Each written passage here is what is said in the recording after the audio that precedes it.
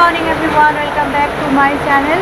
সকালবেলা দেখুন রেডি হয়ে ডাম্পো রেডি হয়ে তোকে স্কুলে নিয়ে যাবো। আর কি প্রচণ্ড বৃষ্টি, জাস্ট বেরোবো।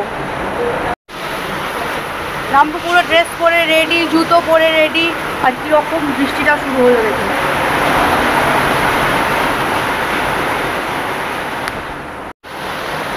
আর যদি 5 মিনিট বাদে, 5 থেকে আর যদি 10 মিনিট বাদে বৃষ্টিটা শুরু হতো, তখন স্কুলে দিয়ে মানে ও স্কুলে অন্তত পক্ষে ঢুকে যেত। আমরা ভিজতাম। এখন কী করে যাবো? আমরা যাবো, আর আমরা তো এখন বাইকে করে যাবো, তো এখন যাওয়াও সম্ভব না। টোটোও যে যাবো, টোটো করে তো আমাকে নেমে তো টোটো অবধি যেতে হবে, তাতেও তো পুরো ভিজে যাবে। এত জোর বৃষ্টি হচ্ছে। দেখি ও 5 মিনিট দেখি, 5 থেকে 10 মিনিট দেখি, যদি মোটামুটি বৃষ্টি কমে যায়। বাবা বৃষ্টিতে ছাড় যাচ্ছে কিন্তু ড্রেসটা ভিজবে। যদি মোটামুটি বৃষ্টি কমে যায় তাহলে ওকে নিয়ে বেরোবো। আর তাহলে আর কী করবো, যে পুরো সপ্তাহের প্রথম দিনই পুরো স্কুল কামাই হবে, আর কিছু করার নেই এই অবস্থায়। আর বাচ্চাদের এখন যা শরীর খারাপ হচ্ছে, যা জ্বর হচ্ছে, এইরকম বৃষ্টি আর একটুখানি কমলেও মানে নিয়ে যাবো, মানে বৃষ্টিতে ভিজে তো নিয়ে যাওয়া সম্ভবই নয়, কোনোভাবে বৃষ্টিতে ভেজানো যাবে না। কিন্তু আমার একটাই বাজে লাগছে, সপ্তাহের প্রথম দিন ও বেচারা উঠে পুরো রেডি হয়ে গেল, স্কুলটা যেতে পারবে না। আর এই যা বৃষ্টি শুরু হয়েছে, মনে হচ্ছে না 1 ঘন্টার আগে বৃষ্টিটা থামবে। 1 ঘন্টা থেকে 1 ঘন্টা বৃষ্টি তো টানবেই, যা অবস্থা দেখতে পাচ্ছি। সত্যি একদিন এমন হয় না, যেদিন স্কুল যাবে না বলে মনে করে সেই দিনকে বেশ সুন্দর রোদ সব থাকে। আর আজকে যাবে বলে সব ঠিকঠাক করে রেডি হয়ে গেল। আর ও খুব একটা স্কুল কামাই করতেও চায় না। ওই যে আজকে যদি না যেতে পারে না, এই যে ড্রেস সারিয়ে দিলে এবার সারাটা দিন ঘ্যান করবে। ও একদম স্কুল কামাই করতে চায় না, খুব শরীর খারাপ ছাড়া ও স্কুল মানে যায়। আর ও যখন প্রচণ্ড শরীর খারাপ হয় এখন তো তখনই ও স্কুলটা মানে কামাই করে। সেটা একটু ধরতে মনে হচ্ছে। দেখা যাক কী হয়, যাওয়া যায় কিনা। বৃষ্টি 5 মিনিট হয়েই কমে গেছে, তো আমরা এই বেরিয়েছি। একটু লেট হবে স্কুলে ঢুকতে, কিন্তু ঠিক আছে, 5-10 মিনিট লেট হোক, তবু তো স্কুলটা অ্যাটেন্ড করতে পারবে। তো আমরা এখন বাইকে উঠে পড়েছি, যাচ্ছি স্কুলে। রামপুকে স্কুলে দিয়ে আবার তাড়াতাড়ি বাড়ি ফিরতে হবে, কারণ অন্যদিন সকালবেলায় আমি রান্নাবান্না করে রেখে যাই, আজকে রান্না করিনি, এসে রান্না করব।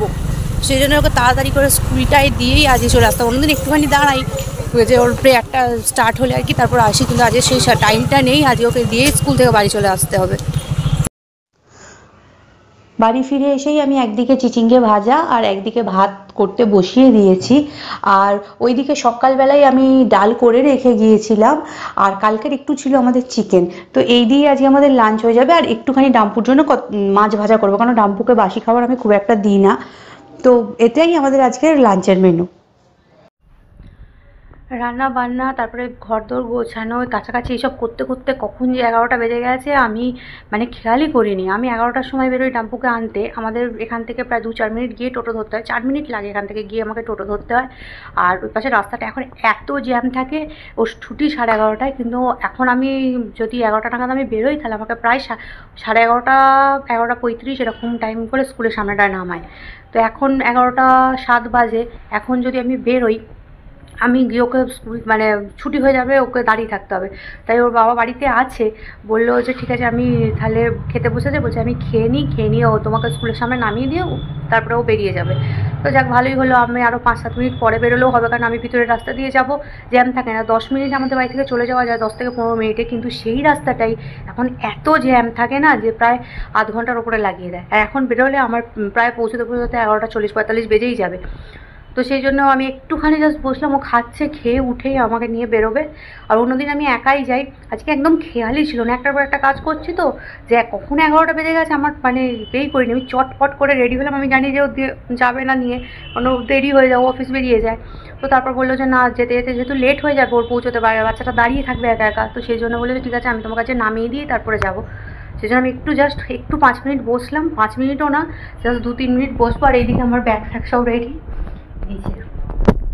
এই ব্যাগটা হচ্ছে আমার রেগুলারের সঙ্গে ডাম্পুকে স্কুলে নিয়ে যাবো, মানে নিয়ে ফেরার সময় আর কি।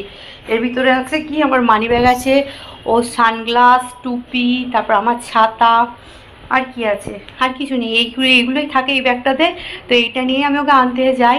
এটাও রেডিই থাকে আমার রোজই, কারণ এখন স্কুল থেকে পড়ে আসবে। আজকে আর টুপি সানগ্লাস লাগবে না, যদি আজকে মেক করছে, ভালো বলে বাড়িতে নিয়ে চলে আসলে হয়, কারণ নাহলে বৃষ্টি শুরু হয়ে গেলে আবার ছেলেটা ভিজে যাবে।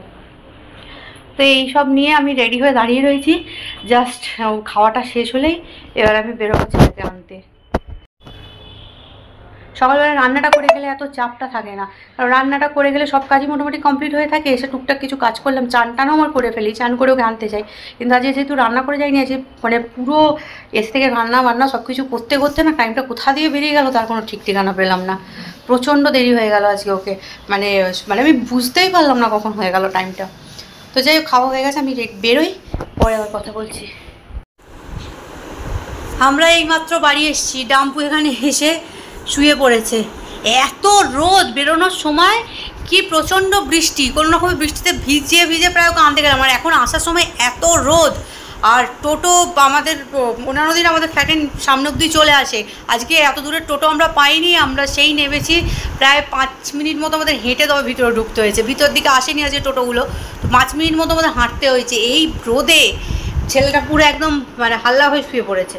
হাঁটার অভ্যেস তো খুব একটা নেই না, একদম এখান থেকে বাবার বাইকে করে চলে যায় স্কুলে, আর এসে একদম বাড়ির সামনেই নামে টোটো করে, খুব একটা হাঁটতে লাগে না। কিন্তু আজ হাঁটতে হয়েছে বলে আজ প্রচণ্ড বলছে, আর রোদটা ভীষণ উঠেছে, সবাই মানে সত্যি মানে আমরা নিজেরাই মানে কষ্ট হচ্ছে হাঁটতে, আর ও তো বাচ্চা। তারপরে এই ব্যাগ নিয়ে, ওর ব্যাগ নিয়ে, ওকে নিয়ে ছাতা যে ধরবো আমি, আমাদের এখানে রাস্তায় এত মানে টোটো, এত গাড়ি, মানে এত বাইকগুলো এত বাজেভাবে যায় না যে ওকে সেভাবে ধরতে পারবো না ছাতা নিয়ে, সেজন্য আমি ছাতাও টাঙাতে পারিনি। দুজনে মিলে রোদে রোদে রোদে রোদে দুজনে মিলে হেঁটে হেঁটে চলে এসেছি। আর এখন এসে শুয়ে পড়েছে একটু, এখন স্কুলের ড্রেস ফ্রেস কিচ্ছু ছাড়িনি, একটুখানি শোয়ার পর এরপর ওকে স্নান করাবো, স্নান করিয়ে খাইয়ে দিয়ে ঘুম পাড়াবো। আর উঠে অনেক ভোরবেলা, এক্ষুনি ওকে স্নান করে খাইয়ে দিলেই ও ঘুমিয়ে পড়বে, 1 মিনিট ওয়েট করবে না। এই যেরকম করে শুয়ে আছে না, ওকে যদি এক্ষুনি না একটু ঘামটা শুকিয়ে যদি না তুলে চান করাই, ওর উপরে শুয়ে থাকতে থাকতেই ঘুমিয়ে পড়বে। ও ওঠে তো, আর শোয় তো রাত্রি 12টার আগে ঘুম আসে না। ওকে যদি আমি 9টাতেও ঘুম খাইয়ে দিয়ে শুয়ে দিই, ওকে আমি 9টায় 10-15টায় ডিনার করিয়েও যদি ওকে শুয়ে দিই, ও ঘুমোবে না, ও ঘুমোতে সেই রাত 12টা, ওঠে কাজে সকাল 6:30 পৌনে 7টা। আর বাড়িতে এসেই ওর এত ঘুম পেয়ে যায় যে মানে ওকে যদি 5 মিনিট, মানে আমি যদি আধ ঘন্টা ওকে লেট করি খাবার দিতে, ও না খেয়েই ঘুমিয়ে পড়ে। সেই জন্য আমি ওর টোটাল খাবার দাবার রেডি করে রেখে যাই, এসেই ওকে জাস্ট স্নান করাই, খাই আর ওকে ঘুম পাড়াই, নাহলে কখন উঠবে তারপর আবার খাবে, অনেক বেলা হয়ে যাবে। তো ওকে হবে স্নান করাই। সন্ধে এখন 7:30টার মতো বাজে, আর আমি ডিনারের জন্য চলে এসেছি প্রিপারেশন করতে রান্নাঘরে। তো আজকে করবো হচ্ছে, আমাদের তো রাত্রে রুটি হয় এমনিতে, আর করবো মিক্স ডাল। এই যে এরকম মিক্স ডাল, এটা আমরা ফ্লিপকার্ট থেকে কিনেছি, এমনিও এখানেও লোকাল মার্কেটেও কিনতে পাওয়া যায়। তো এটাকে প্রথমে ধুয়ে আমি 4-5টা সিটি মেরে নেবো। আগে সিটিটা মেরে নিই, তারপরে আমি দেখাচ্ছি যে কী করে এটা করবো। এটা ভীষণ সুন্দর খেতে লাগে, রুটি দিয়ে, ভাত দিয়েও ভালো লাগে, আর অবশ্যই খুবই প্রোটিন এটায়। ডাম্পু যখন ছোট ছিল না, তখন ডাক্তার বলেছিল এরকম মিক্স ডাল কিনে, মানে একদম যখন 6-7 মাস বয়স ছিল, তখন ডাক্তার বলেছিল এরকম মিক্স ডাল কিনে ওকে খাওয়াতে। ভাতে ওকে যখন পেস্ট করে দেওয়া হতো ভাত, তার সঙ্গে এই ধরনের মিক্স ডাল পেস্ট করে ওকে খাওয়ানো হতো, একদম ছোট্ট থেকে 6-7 মাস বয়স থেকে ওকে এইভাবে খাওয়ানো হতো।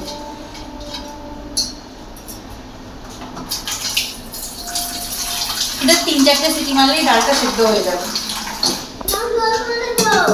হ্যাঁ, জল দিচ্ছি,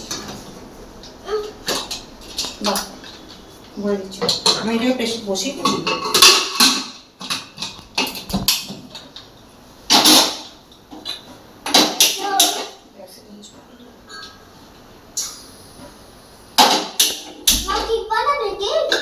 কেক আজকে বানাবো না বাবা, কেক কালকে বানাবো। জল করে দিচ্ছি, কেক কালকে বানিয়ে দেবো। বেশি করে জল করে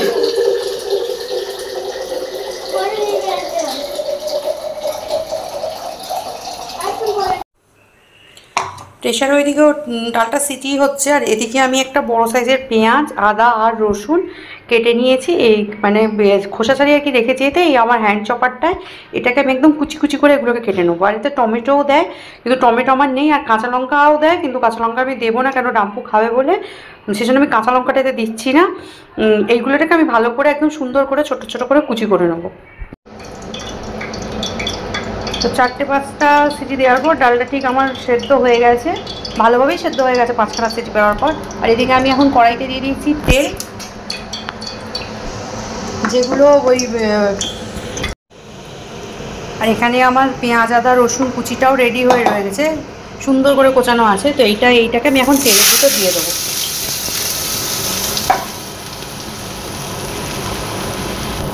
ভাজা ভাজা করতে হবে ভালো করে, ভালো করে এটাকে সুন্দর করে একটুখানি ভালো করে ভেজে নিতে হবে। পেঁয়াজ আদা রসুনটা প্রায় ভাজা ভাজা হয়ে এসছে। এবার এর মধ্যে আমি দেবো হচ্ছে হলুদ গুঁড়ো,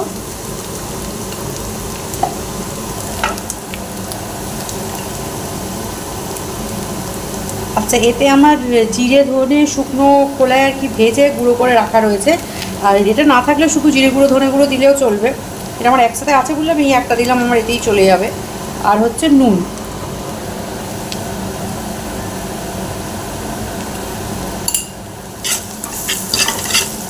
দিয়ে খানিকক্ষণ নাড়াচাড়া করে এবার ডালটা ঢেলে দেবো। লঙ্কাটা অবশ্যই দিতে হবে, আমি লঙ্কাটা একদম শেষে দেবো ডাম্পুর জন্য, একটু ডালটা তুলে নিই।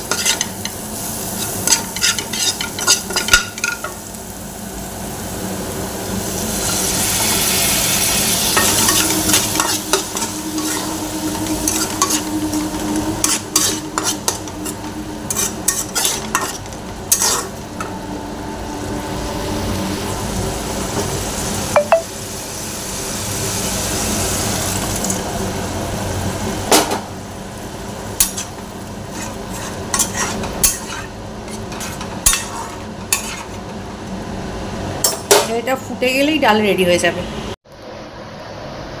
এটা আরও ভালো হবে এটা যদি একটুখানি মাখন আর কসৌরি মেথি শেষে দিয়ে দেওয়া যায়, তো আমি আজকে কোনোটাই দিচ্ছি না। আর এটা আমরা রুটির সাথে খাই, খেতে খুবই ভালো লাগে, ভাতের সাথেও খুব একটা খারাপ লাগে না, তবে আমাদের বেশি ভালো লাগে রুটির সাথে খেতেই।